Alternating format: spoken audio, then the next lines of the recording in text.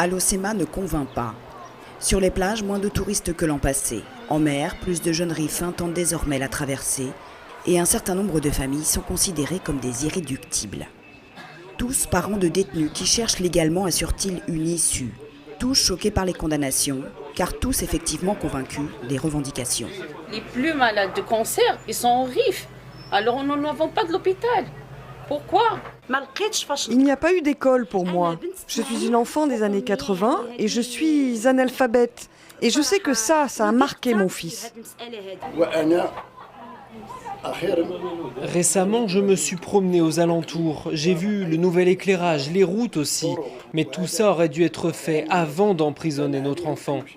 Son fils a été condamné à 15 ans de prison et fait appel comme la quasi-totalité des condamnés. Les événements ont laissé des traces.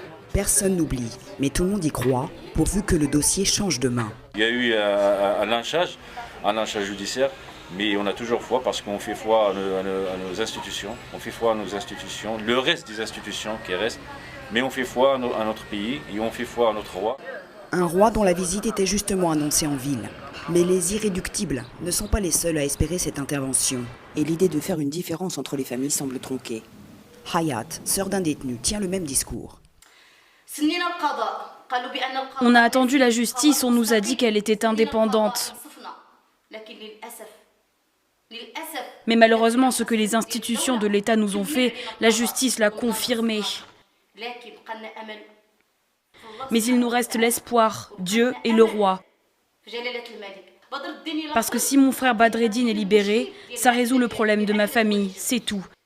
Mais si tous les prisonniers s'en sortent, ça règle le problème de cet État, le problème de la nation.